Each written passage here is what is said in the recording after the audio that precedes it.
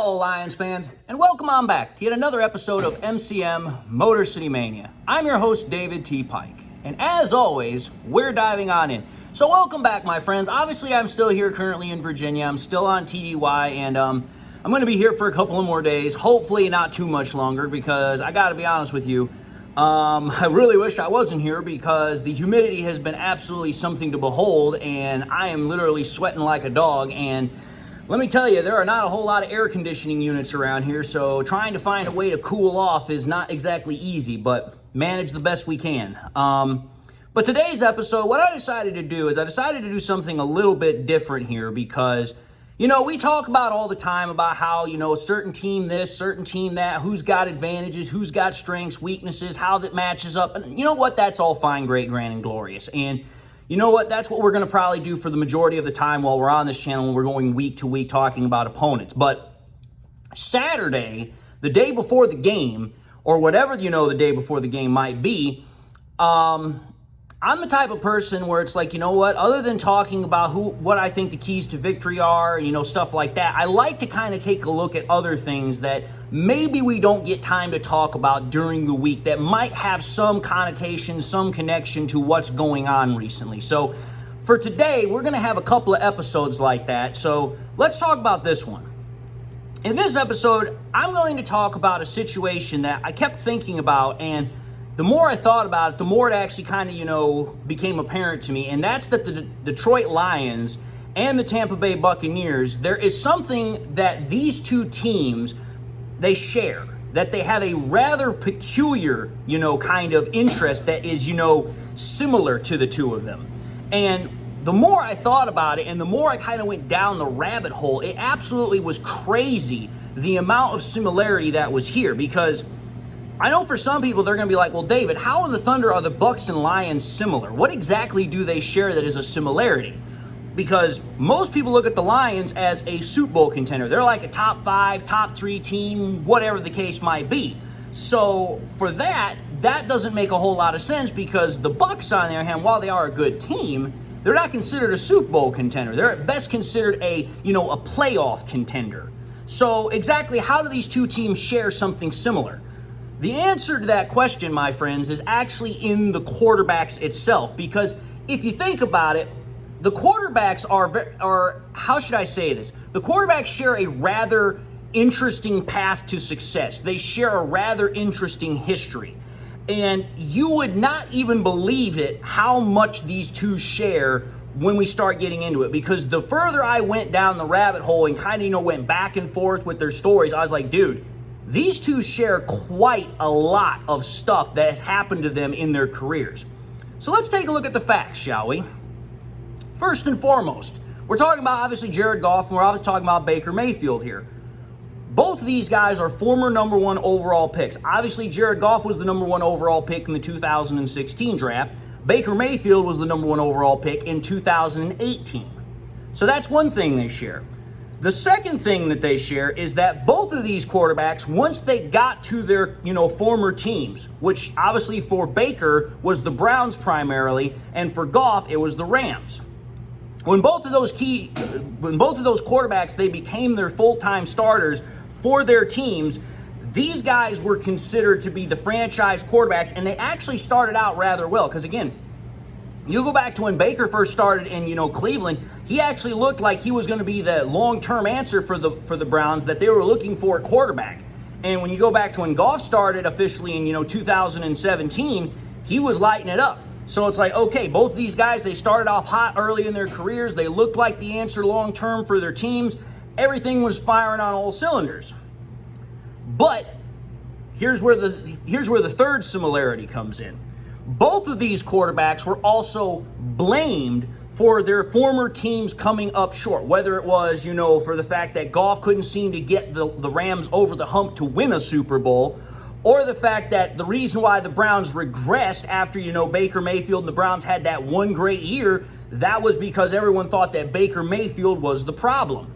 So both quarterbacks kind of became the scapegoats for their teams to say, oh, well, the reason why we can't win or the reason why we're not winning is because of the quarterback. So I was like, okay, that's interesting. Then Here's something else that I found interesting. Both of the quarterbacks lasted 4 years as the team's primary starter. Now, I will clarify this. Baker Mayfield was only with the Browns for 4 years. For Jared Goff, he was there for 5. But he didn't become the primary starter until his second year, because in 2016, he only started 7 games. Primarily, he was the backup, and until I think Jeff Fisher got fired at the very end of 2016, Goff was the backup. So he really didn't see a whole lot of starting time until the near end of the year. So that's why I'm saying, for the 4 years that they were the primary starters, that's why I said that. They only lasted 4 years as the starter for their team. And then that leads into another similarity these two quarterbacks share.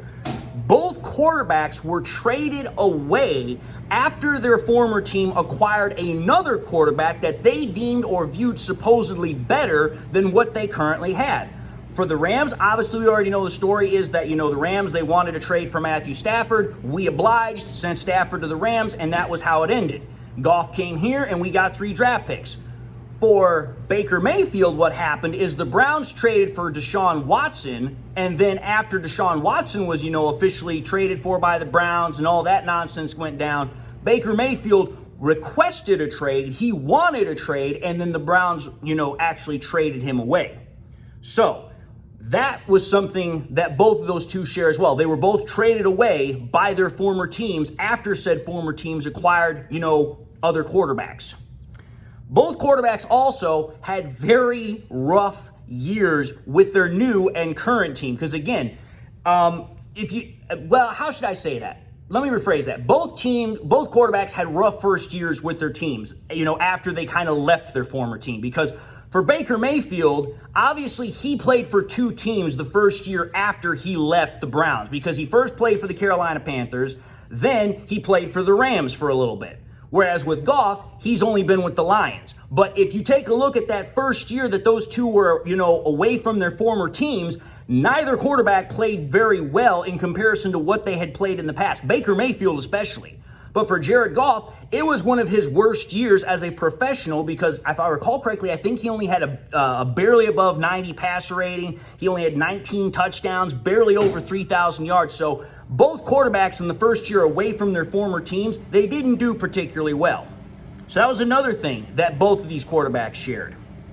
Then we also have to take a look at the fact that when both of these quarterbacks got to the teams that they are with right now, so they're new franchises as far as being the guy, which for Baker is obviously the Bucs, and for Jared Goff is the Lions, both guys were initially viewed at first as being more of a possible bridge option rather than being viewed as a long-term option. This is especially true with Jared Goff. Once the Lions traded for Jared Goff, I would say damn near 90% of the fan base thought that Goff was just going to be a bridge quarterback, just a placeholder until we drafted one.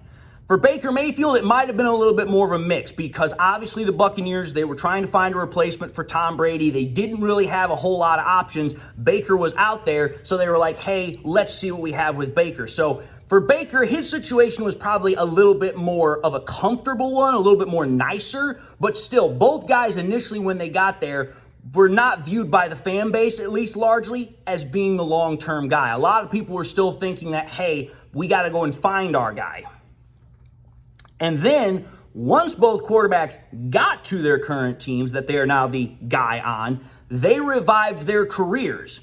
Because, again, think about this, folks. When Goff got to the Detroit Lions, like I said, the very first year didn't go very well for him. For Baker Mayfield, the very first year he was away from the Browns, it didn't go well for him.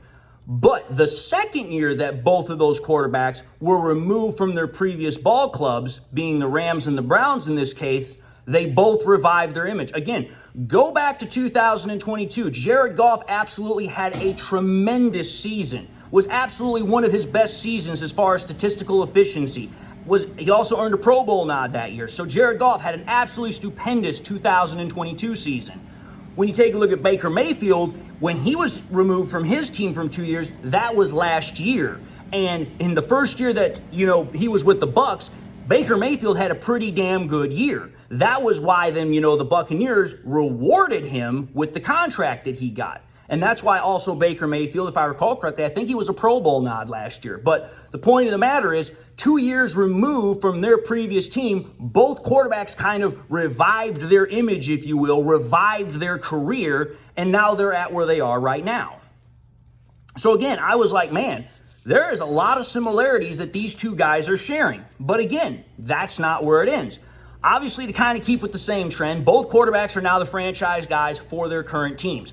So that's also a similarity. They were once the guy at another team, got discarded, then they came to another team, now they're the guy here, wherever that might be. Obviously for Baker Mayfield, that's Tampa. For Jared Goff, that's here in Detroit.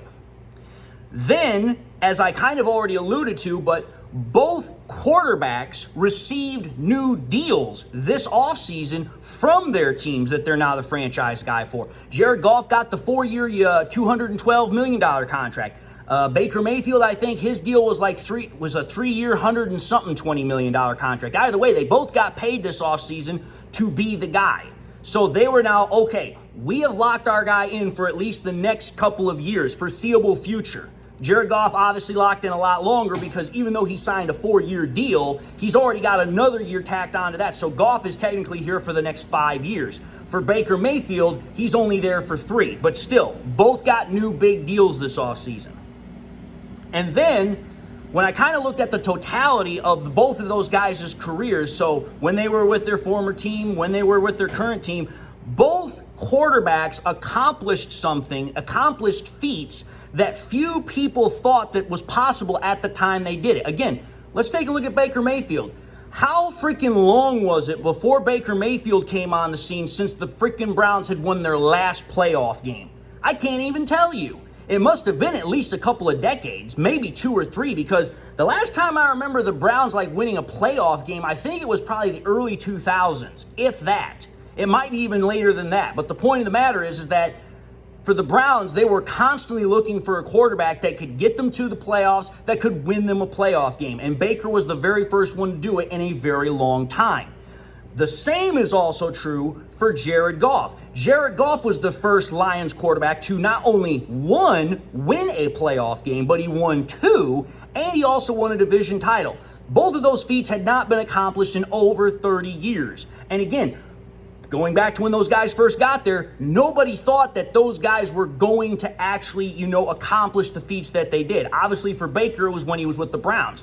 For Goff, it was when he was here with the Lions. And then so we get to the last similarity that these quarterbacks have. And this is probably the biggest one that I can think of right off the top of my head, other than all the other stuff. Take a look at how these quarterbacks are right now with their current ball clubs, Tampa Bay and Detroit. I would say this right now. Both quarterbacks are much happier. They are much more at peace. They are much more content. They are much more comfortable with their current ball club and their current situation than they were when they were with their previous franchise. Obviously, Browns and the Rams.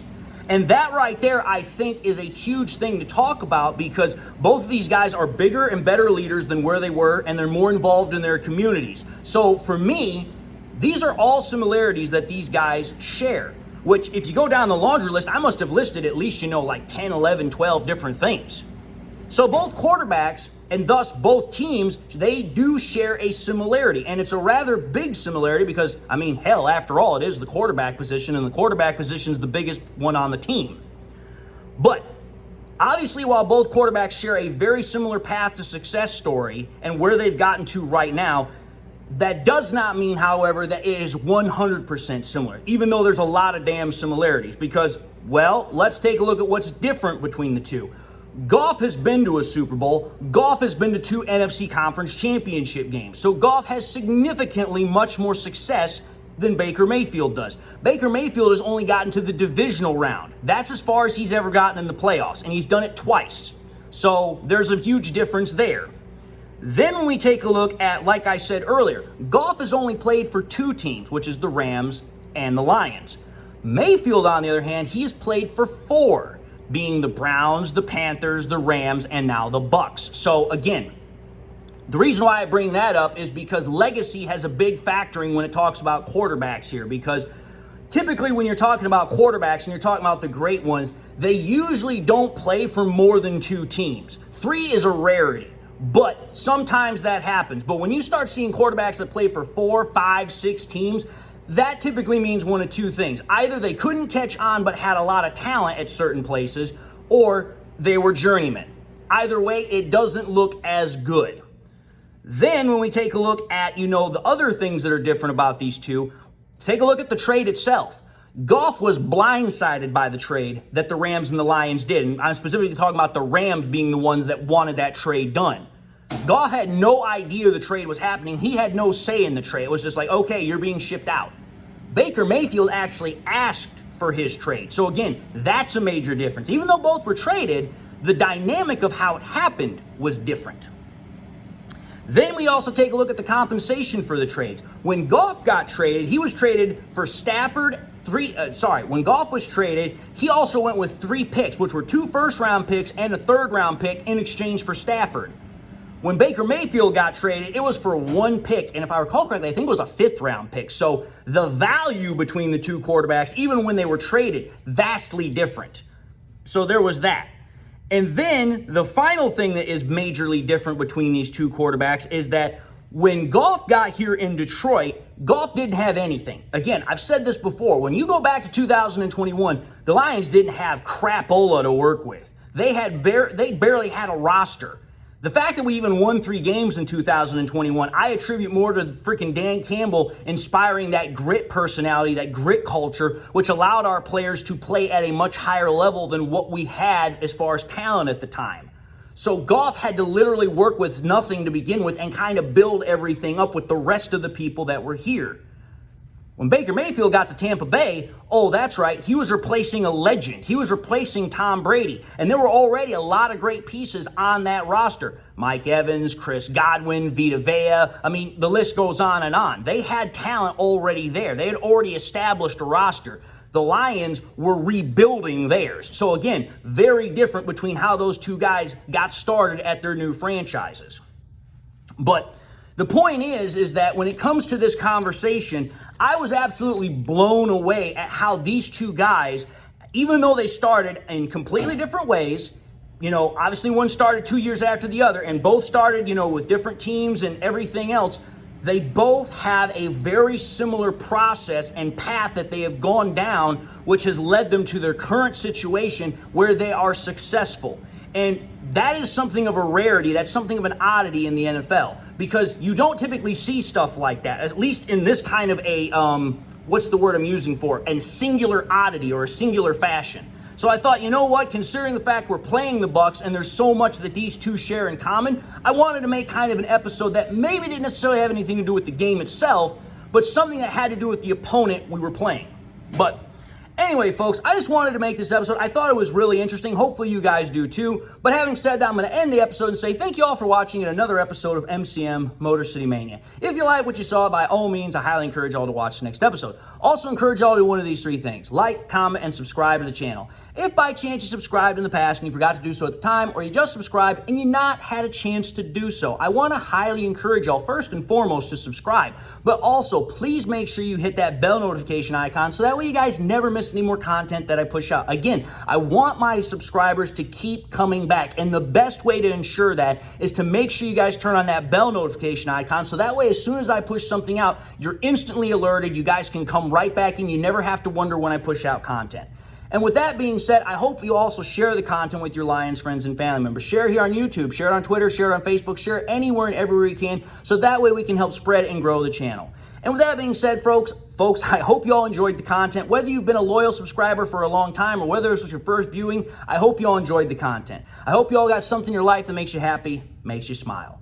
God bless, my friends. And until the next time we meet, I'll see you all in the next episode.